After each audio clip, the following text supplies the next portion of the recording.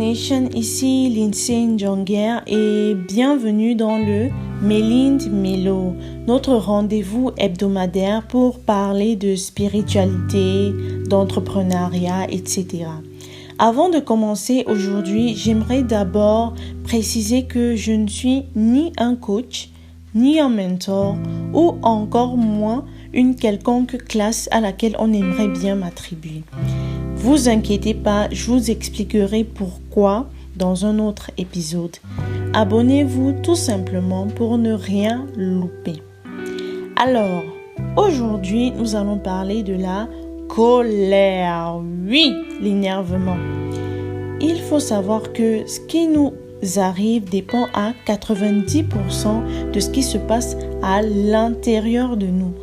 Je l'ai dit dans le précédent épisode sur la peur, ceux qui ont du succès sont ceux qui ont une totale maîtrise de soi.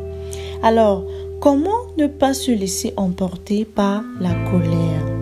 C'est une question très pertinente. Pour répondre à cela, il faut d'abord que je te présente le ring. Il y a l'extérieur et l'intérieur. L'extérieur, c'est le monde qui nous entoure, constitué d'objets et d'autres individus. Et l'intérieur, c'est nos pensées, nos émotions, tout ce qui se passe au plus profond de soi. Bref, c'est nous. La colère est une émotion désagréable, je dirais même négative, générée par la façon dont on perçoit l'extérieur. Je répète, la colère est une émotion désagréable et négative, générée par la façon dont on perçoit l'extérieur. L'acteur principal, c'est donc nous. Et quand on saisit cela, on a tout gagné. En d'autres termes, la seule personne qui a le privilège de te rendre joyeux, triste, en colère, c'est toi. Et lorsque tu cèdes ce pouvoir-là à quelqu'un ou à quelque chose d'autre, tu deviens un prisonnier, un esclave avec des chaînes invisibles. C'est-à-dire que tes émotions, ton état d'âme, ton état d'esprit, ton mental seront guidés par tout ce qui se passe en dehors. Tes émotions vont donc danser au rythme de la pluie et du beau temps. Quand on se met en colère, on devient néfaste pour nous et pour les autres. On crée un poison qui nous consume notre énergie. Voilà pourquoi je qualifie la colère d'émotion négative.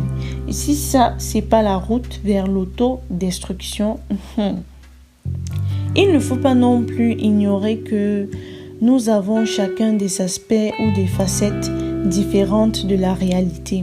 Et ce qui crée la discorde, généralement, c'est l'absence ou le manque de compréhension. Des fois, on refuse d'accepter les différences des autres et à cela s'ajoute le manque de communication. Vous l'avez sûrement déjà entendu maintes fois, la clé d'une vie interhumaine harmonieuse, c'est la communication. Alors, les amis, communiquez, exprimez vos émotions. Bon, trêve de théorie, on va faire un peu de pratique pour reprendre le dessus de cette colère que l'on côtoie au quotidien. Je vais appeler cette méthode, disons, la méthode filtre. Voilà. Je ne sais pas si elle existe parce que je viens tout juste de la créer. Filtre pourquoi? Eh bien, tout simplement parce que nous ne sommes pas des miroirs, mais des tamis. C'est-à-dire que on absorbe, on trie et on tamise. Voilà. Donc, cette méthode, je l'ai divisée en 4 étapes. Voilà. La première étape, prendre sa position d'acteur.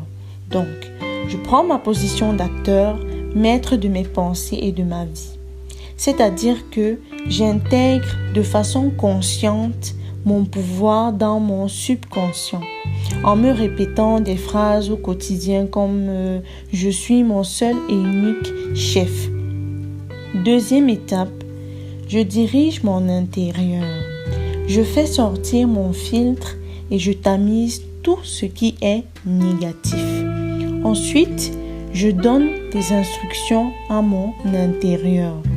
Tout ce que je désire, c'est de la tranquillité, de la paix et de l'amour. Troisième étape, je relativise. J'inspire, j'expire et je lâche prise. Quatrième et dernière étape, je réagis avec paix, assurance et amour. Donc, je reprends la méthode filtre en 4 étapes. Première étape, prendre sa position d'acteur. Deuxième étape, diriger son intérieur, faire sortir son filtre et donner des instructions à son esprit. Troisième étape, relativiser et pratiquer une respiration profonde.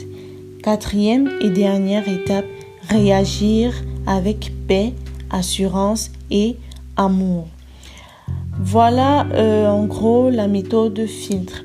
Expliquée comme ça, elle paraît longue, mais croyez-moi, elle se déroule en une fraction de seconde. Donc, voilà en gros comment je gère ma colère et comment tu pourrais aussi t'exercer ainsi. Donc, Nation, nous sommes arrivés à la fin de cet épisode.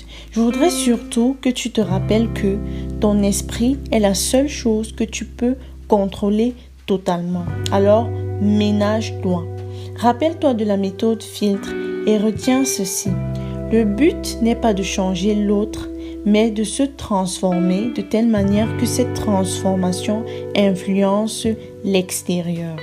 Sur ce, Nation, je vous dis à samedi prochain. Abonnez-vous, likez, partagez, commentez et ensemble échangeons pour grandir.